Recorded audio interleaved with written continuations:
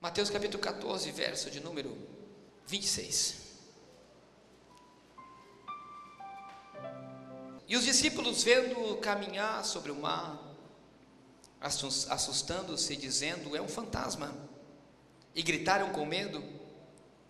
Jesus, porém, lhe falou logo, dizendo: tende bom ânimo, sou eu, não temas. Respondeu Pedro e disse ao Senhor: se és tu, manda-me ir até contigo por cima das águas. E ele disse: vem até aqui. Repita isso. Disse ele: vem. Pode tomar assento.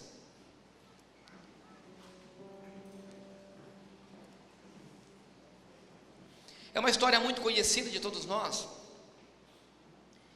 E se você lê ela em 3 dos evangelhos que ela é contada, em Mateus, Marcos e João, e se lemos os capítulos, alguns versículos antes de se começar esse, alguns posteriores, das três narrativas, nos faz um panorama magnífico do que passou nessa história. Você imagina que o Senhor, ele estava pregando e curando, e de repente os seus discípulos vêm e dizem e trazem uma má notícia para Jesus, e dizem assim, quem sabe correndo: Senhor,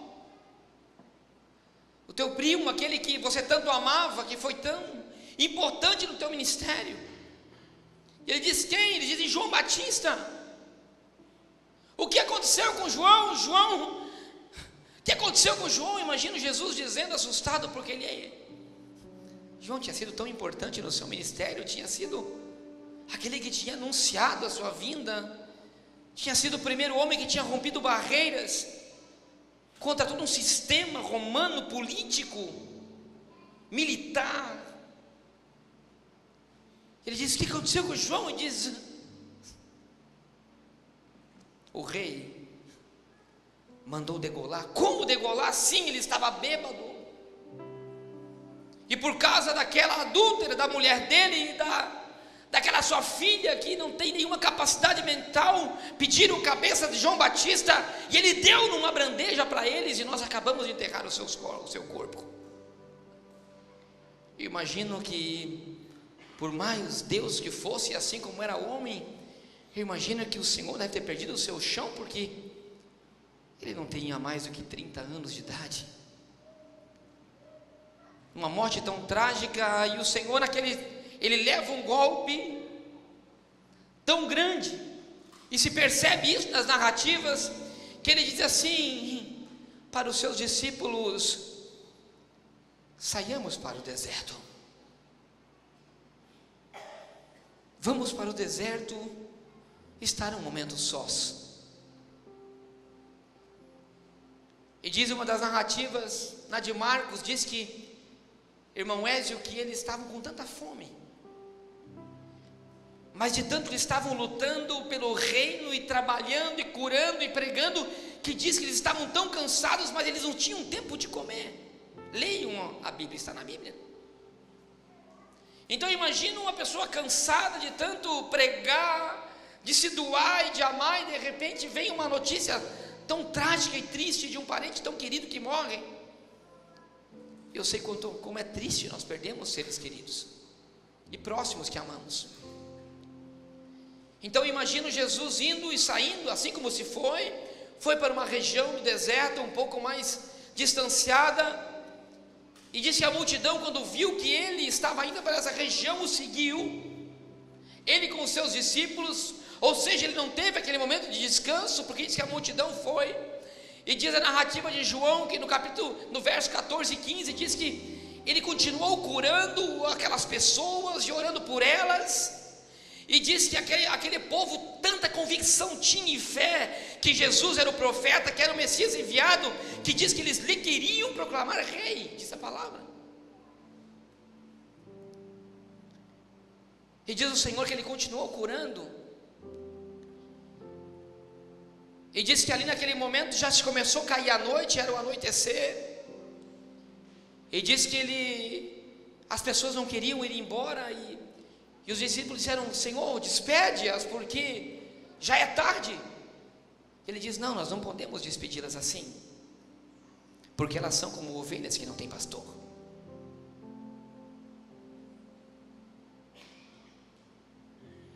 E foi por isso que eu lembrei, por isso que eu li, que o Senhor me fez lembrar, quando encontrei o meu amigo: quantas ovelhas que não têm pastor. E quão incansável foi o Senhor, que mesmo sem comer, mesmo sem tempo para comer, querendo ir para um momento de descanso, e tem vezes que nós somos tão egoístas que dizemos: eu só quero um momento para mim. O Senhor, quando viu aquelas pessoas enfermas, feridas, machucadas, doentes, endemoniadas, Ele deixou todo o seu período de descanso e deixou a sua fome de lado e disse: pegue alguns peixinhos, alguns pães e alimente. Mas como vamos alimentar a tantos? E ele tinha fome, e a palavra não diz que ele pegou um pedaço de pão para comer, diz que ele orou pelo pão e disse para os discípulos: distribuem primeiro para esses que estão aí com fome. Meu Deus, que Deus é esse? Que Jesus é esse? Ou melhor, que Senhor, e é esse que nós temos, que deixa todas as coisas, que deixa a sua carne sofrer para doar pelo seu próximo. E diz que eles distribuíram aquela comida, e foi aquele milagre tão tremendo, mas não é o do milagre da multiplicação que eu quero falar, esse eu vou falar na próxima quarta-feira. Diz que os discípulos não entenderam aquilo, e disse que ele disse aos seus discípulos: saiam então e vão para o outro lado da margem, que eu vou ficar por aqui. E diz que ele despediu ao anoitecer os seus discípulos, caindo ao sol. Despediu aquelas pessoas todas saciadas, porque Jesus não despede ninguém sem saciar. E se você entrar nesse lugar para buscar o pão da vida, que é a sua palavra, Ele não te despedirá das mãos vazias. A única coisa que você tem que estar é sedento para ouvir a sua palavra e comer do pão que Ele tem que dar para você. Porque diz a palavra do Senhor que todos se saciaram e ainda sobrou os cestos cheios de pão. Isso no mundo espiritual é algo fantástico, ou seja, Ele tem tanta coisa para distribuir para mim e para você, para nós nos fartarmos, e ainda sobrará muito para nós virmos buscar depois. Esse é o meu Deus e o teu Deus. E diz que Ele despede os discípulos. Os discípulos entram num barco e vão e remam. E disse-lhe, e quando li essa palavra nessa tarde, tocou meu coração de uma maneira tão forte, porque disse que quando Ele despediu aos discípulos, Ele subiu ainda a um lugar um pouco mais alto e foi a orar. Eu digo: meu Deus, esse homem não tem tempo para comer, mas tem tempo para orar.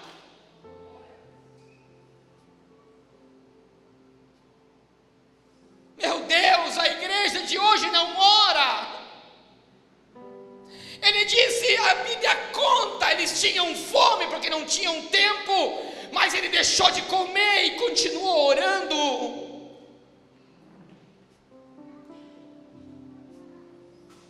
E disse, enquanto ele orava, os discípulos remavam para outra margem.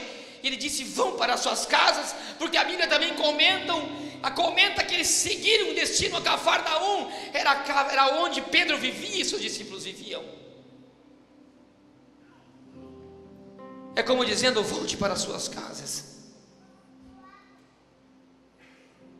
E diz que naquele então, enquanto Jesus orava, eles começaram a remar, e quando estavam a mais ou menos 11 estádios, ou mais ou menos 3,5 km, ou seja, no meio do mar da Galileia, na parte mais profunda, diz que o vento começou a se levantar. E pior, o vento era contrário, não era nem a favor. O vento era contrário, e diz que as ondas começaram a bater, e diz as narrativas que eles começaram a gritar de medo, e gritavam, e gritavam, e gritavam. E diz que naquele momento em que eles gritavam, diz que o Senhor sentiu que os seus discípulos estavam padecendo. A Bíblia relata isso. E quando eu li isso, também disse: meu Deus, que coisa fantástica. Isso quer dizer que às vezes, mesmo Jesus estando tão longe de mim, ou eu imaginando que Ele está tão longe de mim, Ele consegue ouvir o meu clamor, o meu grito, e o meu gemido, e o meu desespero. E quando o Senhor mandou aqueles homens irem para o outro lado da margem, quem sabe quando eles entraram no barco, eles disseram: sim, agora nós voltamos para a nossa casa, é o nosso descanso, é uma nova etapa da minha vida, porque o Senhor me liberou uma palavra e disse: vá para a sua casa e vá para o outro lado da margem. Sempre quando nós falamos de um lado ou outro para a margem, nós falamos de uma mudança muito grande. Nunca um lado de uma margem é igual ao outro lado de uma margem, nunca é assim. É somente você cruzar o Brasil do Paraguai, Paraguai, Argentina, você cruzar o estado do Paraná com o estado de São Paulo, o estado do Paraná com...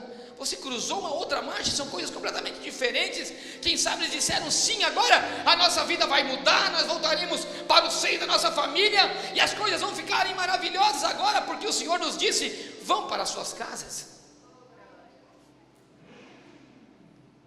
Mas eu imagino também que quando aquela água começou a bater, quando aquele vento começou, e eles começaram a remar, porque diz também as narrativas que ele chegou ao encontro deles na 4ª vigília da noite, e eles saíram de uma margem de 3,5 km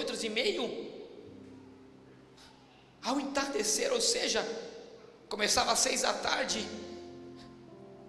uma vigília, ia até às 9 da noite, a outra, ou seja, era praticamente 4 horas da manhã aproximadamente, ou seja, eles quem sabe estavam cansados, o vento batendo, desesperados, dizendo: agora nós vamos morrer. E que tem esse Jesus que nos deu uma palavra, nos enviou dentro de um barco para nos matar?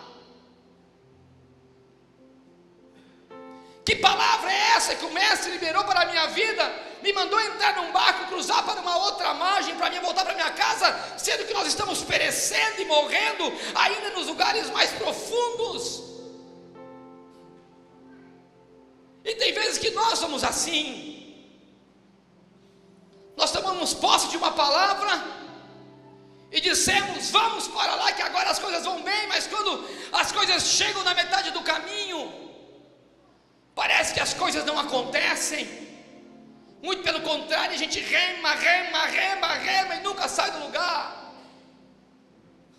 E parece que quanto você mais rema, mais a água entra no barco. Parece que quanto você mais rema, mais as coisas não acontecem e as forças vão se acabando. Você imagina toda a noite remando contra uma maré que não sai do lugar. E aí de repente parece que o desespero vem e você começa a gritar. A desesperança entra. Aqueles homens tinham visto há pouco tempo o milagre da multiplicação. Um dos maiores milagres Jesus tinha feito aos seus olhos. Tanto é que as narrativas dizem que eles estavam naquele barco e ainda não entendiam aquele milagre de tão grande que foi. Foi algo tão surpreendente que diz a narrativa que eles estavam atônicos dentro do barco falando sobre esse milagre. Ou seja, há 7 horas atrás, vivendo o regozijo do milagre da glória, 7 horas depois, desesperados, achando que iam morrer e não acreditando na liberação de uma palavra que Jesus disse: irás tu para o outro lado da margem, e eu irei depois de vocês.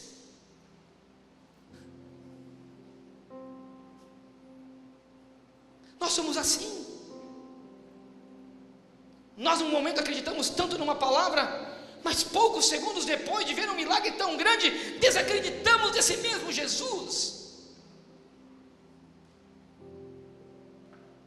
E disse que o vento era o contrário, e disse que quando eles começaram a gritar e clamar, quando as forças estavam acabando, diz que Jesus continuava orando. E disse que enquanto ele continuava orando, ele sentiu que os seus discípulos estavam perecendo, e ele disse que ele começou a caminhar sobre o mar. em direção do socorro dos seus discípulos. Escute, eu quero liberar uma palavra para você. Diz a palavra do Senhor que o Senhor é o nosso intercessor e o nosso ajudador. Diz que Ele intercede o nosso favor. Pode ser que eu, como teu pastor, me esqueça de orar de você. Pode ser que você já não tenha forças mais de orar por você. Pode ser que as suas forças estejam acabando, o teu barco esteja afundando, você já está cansado de remar contra a maré. Mas eu tenho que te dizer uma coisa nessa noite, da parte do Senhor Jesus, uma palavra para o seu coração, que no momento, e pode levantar a tua mão para receber, que no momento que você mais estiver cansado, no momento que você mais gritar e chorar de dor, o Senhor estará intercedendo por você e virá até o favor te socorrer. Quando você pensa que está tudo acabado, Ele virá te socorrer.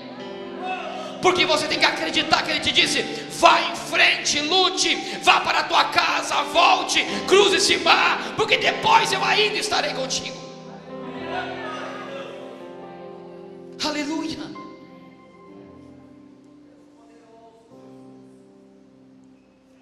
Aleluia. Diz que eles estavam desesperados e diz que de repente eles olham alguém vindo caminhando sobre o mar. Mas quando nós imaginamos essa cena, nós imaginamos um mar tranquilo, uma lagoa. Não, eram ondas e ondas. E diz que Jesus, Ele não vinha caminhando sobre, Ele vinha sobre as ondas. Você imagina uma coisa dessa? E quando eu li isso, eu lembrei de Naum capítulo 1 verso 3, que diz que o Senhor, Ele faz os seus caminhos em cima das tempestades. Meu Deus, enquanto que nós temos medo de um vento, de uma chuva, o Senhor, Ele caminha por cima. Escuta, o teu Senhor, o teu Deus, Ele é tão poderoso, Ele está contigo, que Ele é superior até a qualquer catástrofe, a qualquer poder da natureza. Esse é o teu Deus, não há o porquê você temer. Esse é o teu Deus, consegue entender isso? É o teu Deus, Ele está com você, Ele está do teu lado, Ele te acompanha, Ele está na tua casa, Ele está na tua família, Ele está no teu carro, Ele está onde você quiser.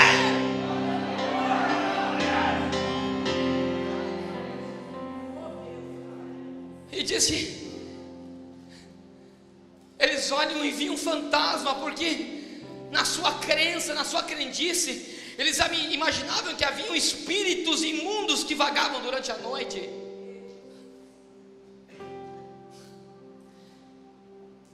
E o Senhor disse: calma, sou eu. E o Senhor está dizendo: calma, sou eu, estou chegando. Aonde você está vendo fantasma, tempestade, turbulência, eu não sei qual que é o fantasma que te assombra, se é o do álcool, da droga, assim como da tua família, assim como a irmã Mara falou, se é o da depressão, se é da falta de dinheiro, eu não sei qual é o fantasma que está te afligindo, mas eu quero dizer uma coisa, que o Senhor está vindo, caminhando sobre essa tempestade, e há um plano nisso na tua vida, sim. Oh Senhor, às vezes nós não entendemos as tempestades. Irmã Mara entendeu. Às vezes nós não entendemos o que passa em volta de nós, porque o nosso pensamento assim é imediatista. Nós somos imediatistas, alguns mais, outros menos, mas somos. Nós queremos todas as coisas para ontem, e queremos que tudo vai bem, mas as coisas não são assim, porque o Senhor tem os seus caminhos. O que o Senhor estava querendo fazer era colocar algo maior na vida de Pedro. Deus queria colocar um milagre ainda maior na vida dele. E disse que quando Pedro viu, porque Pedro era fé, eu disse isso na outra quarta-feira, Pedro era pura fé, impulsivo, mas tinha uma fé tremenda no seu coração. Quando ele disse: és tu, Senhor? Ele disse: sim, sou eu posso ir junto a ti, se és tu, me anda ouvindo. Ele disse: vem. Olha como Deus é tremendo e fantástico, como Jesus é, quando você cria uma fé no seu coração. E é isso que é uma das coisas que eu quero chegar nessa noite. E preste atenção agora. Quando você cria uma fé no teu coração para algo que você deseja fazer, e você crê que é Jesus que está mandando você fazer, o Senhor honrará a tua fé. Ele diz: Senhor, se eres tu, diga que eu vá junto a ti. Ele disse: vem. Sim. E diz que Pedro, ele sai do barco, que ele começa a caminhar sobre as águas. Eu vi vários pregadores usarem uma fraqueza na pé de Pedro, e dizer: uma mentira, isso não é uma fraqueza. Fraqueza foi dos que ficaram e não tiveram coragem. Aquele homem teve uma fé sobrenatural do tamanho que tinha Jesus, de conseguir caminhar sobre as águas. O que o Senhor estava provando para ele era ainda algo ainda maior. Ele desafiou algo que era extremamente impossível aos olhos humanos. Jesus sabia que ele tinha o poder de caminhar, mas Pedro era somente homem.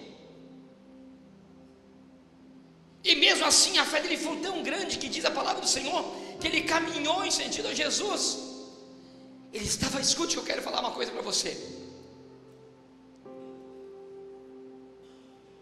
O Senhor teve que arrancar Pedro 2 vezes, 3 na verdade, da terra, da margem, e colocar ele no meio do mar. Uma, quando Jesus teve o primeiro encontro com ele, que Jesus estava pregando em cima do seu barco, porque o povo lhe apertava, e ele olha e diz assim: esse barco é teu, Pedro, é meu. E cadê os peixes? Não tem peixe, eu pesquei a noite inteira, então vamos voltar que eu vou pescar com você. Não, Senhor, mas eu pesquei a noite inteira, não tem peixe. Vamos para dentro do mar. Jesus foi com ele, conhece a história, no meio do mar, joga a rede, e acontece uma pesca milagrosa.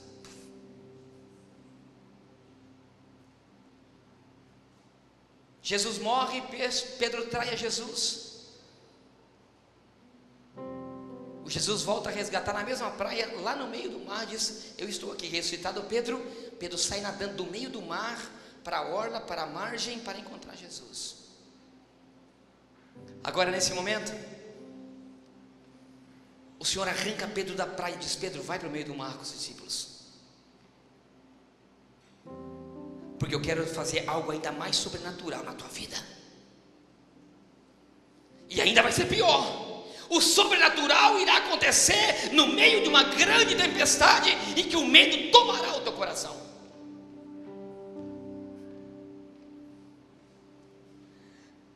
E aí acontece tudo isso que nós lemos, que o Senhor naquele momento todo, no meio do lugar mais profundo, de mais vento, consegue fazer com que Pedro exerça uma fé e entre no mundo sobrenatural e caminhe sobre as águas. Enquanto que nós estamos na praia, em terra firme, enquanto que nós estivermos pisando essa terra, nós vivemos muito o mundo natural. Na margem estavam as cidades, as tentações. Na margem estava o álcool, a bebida, o dinheiro, o trabalho, tudo estava na margem. O que Jesus queria trazer era Pedro para um encontro num lugar muito mais profundo. No meio do mar não há nada. No meio do mar só havia Pedro, o barco e Jesus. Meu Deus, eu não sei se você não consegue entender. O que eu quero te dizer é algo que é extremamente importante. Eu quero dar ao título essa mensagem: bem longe da praia. Escute, o Senhor está querendo dizer para nós que nós temos que parar de pisar na terra e começarmos a entrarmos em águas mais profundas junto com Ele. Que enquanto que nós estivermos na margem, enquanto nós estivermos grudados com a nossa pedra na praia, nós viveremos no mundo natural. Quando nós entrarmos no mar, nas profundezas do Espírito, nas profundezas da palavra, nas profundezas da oração, nós começaremos a andar no mundo sobrenatural.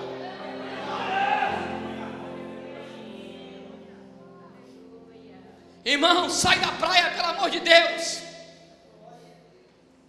Saia da praia, quer milagre, sai da praia. Nem que você tenha que enfrentar tempestade, porque o Senhor está lhe dizendo: você vai chegar do outro lado da margem. Mas quando você chegar do outro lado da margem, você vai chegar outro homem, outra mulher. Você terá um outro encontro, outra experiência.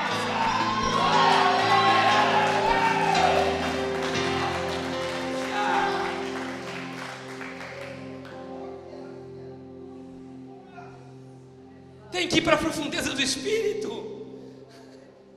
Se tivesse na margem, não tinha acontecido nada, não teria andado no sobrenatural de Deus. Coisa tremenda, missionária Cecília.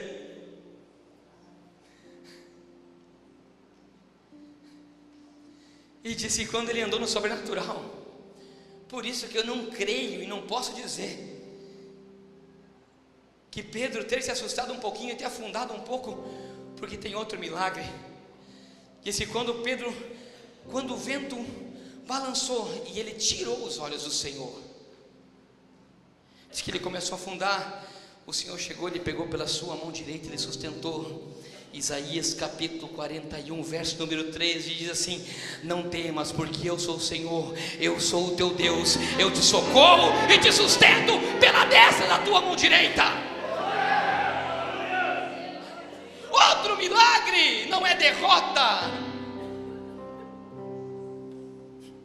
Caminhar sobre as águas não é derrota. Ser socorrido no momento de afundar não é derrota, é milagre. É viver o sobrenatural. E é isso que o Senhor está querendo fazer conosco aqui nessa noite.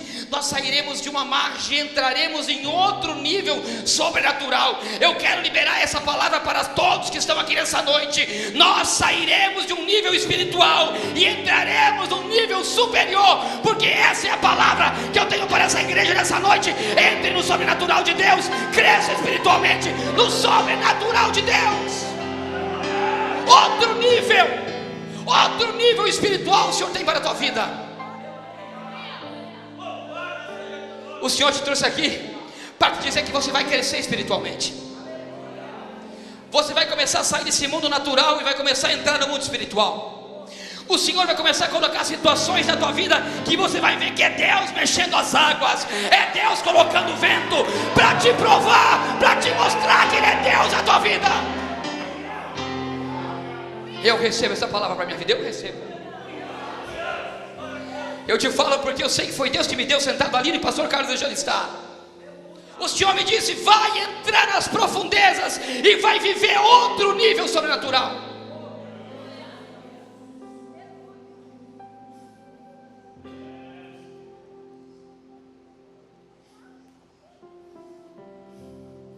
Aleluia. Eu sinto uma alegria do Espírito tão grande no meu coração. Se você conseguisse entender, se você conseguisse entender isso, porque é um ambiente de milagre que foi gerado. Há um ambiente de milagre sendo gerado sobre você, sobre essa palavra, sobre a sua vida. Você diz: eu estou no vento sim, mas é milagre que irá acontecer. É a experiência que eu terei com Deus.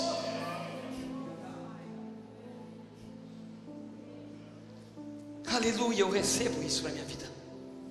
Eu digo: Pai, eu quero crescer espiritualmente. Eu quero ver o derramamento do Teu Espírito, Senhor. Eu quero ver o derramamento do Teu Espírito. Eu quero ver o Senhor tocar vidas e transformar vidas, Senhor. Eu creio num Senhor que transforma aquilo que é impossível transformar. Eu creio num Deus que recupera aquilo que está morto, assim como nós pregamos ontem aqui na tarde da bênção, que uma mulher lutava pelos seus filhos mortos para ver o seu corpo, e o rei veio socorrer aos corpos dos seus filhos. Deus nunca se esquecerá das promessas que Ele fez na tua vida, nunca.